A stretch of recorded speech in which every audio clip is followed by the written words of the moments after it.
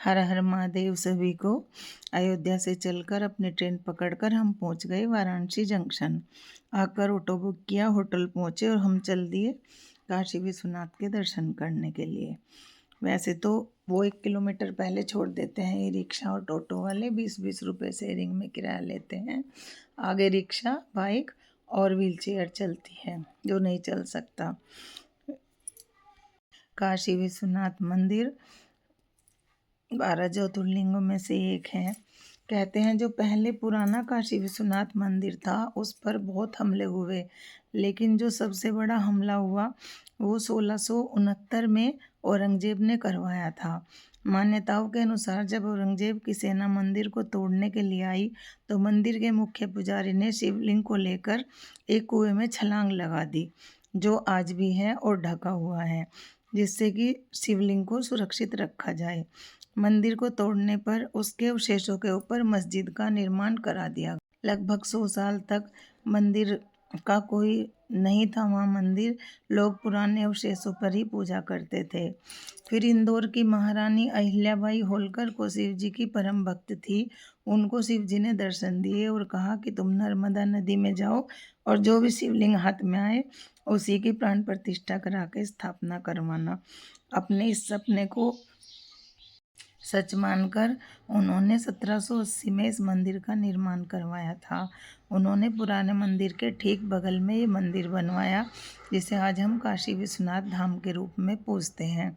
बाहर ही लॉकर बने हुए होते हैं दुकानों में, और जो नया कॉरिडोर बना हुआ है उसमें भी निःशुल्क हमारा फ़ोन और बैग वगैरह जो भी होते हैं वहाँ रख दिए जाते हैं।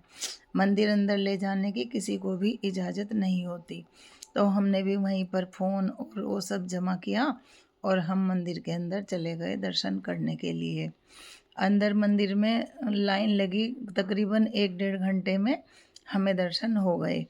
और ये काशी विश्वनाथ का मंदिर है। बाहर से ही थोड़ी सी वीडियो बनाई घाट की तरफ से, जो कॉरिडोर से रास्ता जाता है उससे थोड़ी सी वीडियो बनाई, क्योंकि अंदर कोई भी नहीं ले जा सकता। ये वीडियो हमने किसी से बनवाई,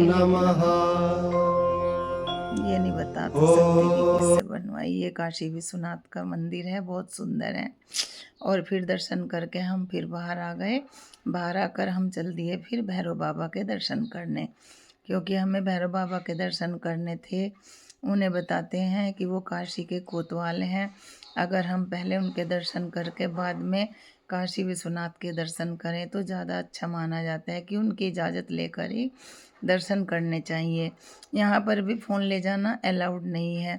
तो ये बाहर ही उनके दरबार के ऊपर लिखा हुआ था और अंदर मंदिर था। जितना हम दिखा सके हमने दिखा दिया, लेकिन जब पुलिस वाले या मंदिर वाले मना करते हैं तो फिर मजबूरी हो जाती है। और भीड़ भी थी, ज़्यादा नहीं थी वैसे रात में, लेकिन काफ़ी लंबी लाइन थी और हमने जैसे तैसे करके दर्शन कर लिए। यहाँ से एक काला धागा मिलता है हाथ में बांधने के लिए, कहते हैं वो बुरी नज़र से बचाता है। वो हमने लिया और फिर हम रिक्शा में बैठकर चल दिए अपने होटल की तरफ। अगले दिन हमने फिर दर्शन किए। अगले दिन हमने स्पर्श दर्शन किए और नौका विहार किया, सारे घाटों के दर्शन किए। अगले दिन स्पर्श दर्शन किए हमने, हम 3 बजे लाइन में लगे और 4:05 पर हमें दर्शन हो गए काशी विश्वनाथ के। फिर हम नौका विहार में चल दिए घाट देखने। वैसे तो यहाँ पर 84 घाट हैं। ये लगभग 6.5 किलोमीटर के दायरे में बताया नाव वाले ने फैले हुए हैं। और ये घाट दक्षिण में 80 घाट से शुरू होकर उत्तर में आदि केशव घाट तक फैले हुए हैं। इन 84 घाटों में से कुछ ये प्रमुख घाट हैं जो ज़्यादा पवित्र माने जाते हैं, जिन्हें तीर्थ भी कहा जाता है। एक 80 घाट है जो 80 नदी और माँ गंगा नदी का मिलन होता है। एक दशाश्वमेध में एक घाट है, सबसे प्रमुख घाट है जहाँ विश्व प्रसिद्ध गंगा आरती होती है, वो भी देखी हमने, उसकी वीडियो में पहले ही डाल चुकी हूँ। एक मणिकर्णिका घाट है, यह शमशान घाट है। यह मनुष्य का कहते हैं अंतिम संस्कार होता है, इसे मोक्ष द्वार माना जाता है। फिर आता है पंचगंगा घाट। माना जाता है कि यहाँ 5 पवित्र नदियाँ दृश्य रूप से मिलती हैं। एक है आदि केशव घाट, काशी का सबसे पुराना घाट है ये। फिर है तुलसी घाट, कहते हैं कि यहाँ तुलसीदास जी ने रामचरितमानस का बड़ा हिस्सा लिखा था। एक हरिश्चंद्र घाट है, ये दूसरा शमशान घाट है जिसका नाम राजा हरिश्चंद्र के नाम पर रखा गया। एक है अहिल्याबाई घाट।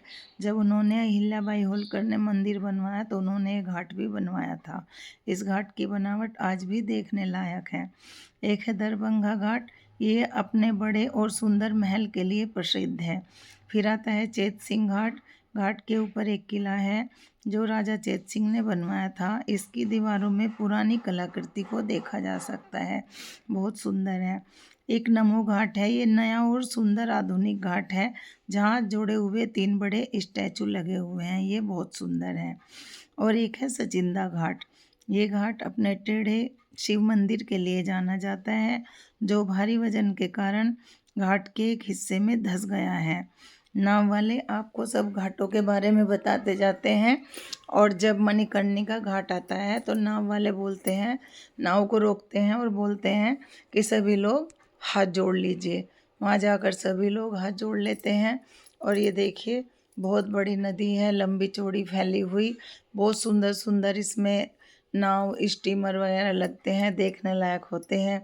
दिन का नज़ारा था, दिन में पहले हमने वैसे दर्शन किए, फिर हमने नौका विहार किया, घाट देखे सारे, और जो जो नाव वाले ने बताए वो मैंने आपको बता दिया। बाकी और भी बहुत घाट हैं वहाँ पर, उन्होंने बताया कि यही प्रमुख घाट हैं। और देखो कितना सुंदर है घाट का नज़ारा, बिल्कुल किले के जैसा लग रहा है इधर से भी, जैसे कि एक बहुत बड़ा किला हो। स्पर्श दर्शन सुबह के 4 से 5 बजे तक होते हैं और शाम को भी 4 से 5 बजे तक होते हैं।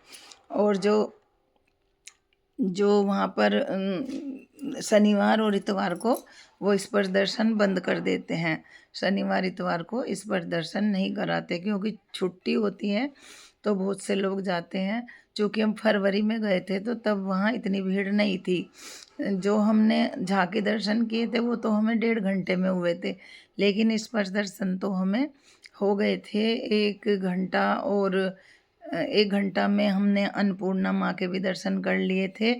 अन्नपूर्णा के माता के वहाँ पर भंडारा चलता रहता है निःशुल्क, और वहाँ से प्रसाद ज़रूर खाना चाहिए।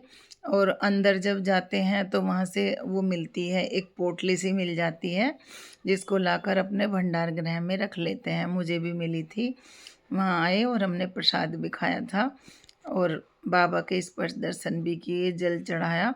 आपका जो मन हो वैसे उसमें जनेऊ और माता पार्वती की साड़ी और श्रृंगार का सामान, और अन्नपूर्णा माता पर भी साड़ी और श्रृंगार का सामान ज़रूर लेकर जाना चाहिए। हम तो लेकर गए थे। बोलो ओम नमः शिवाय।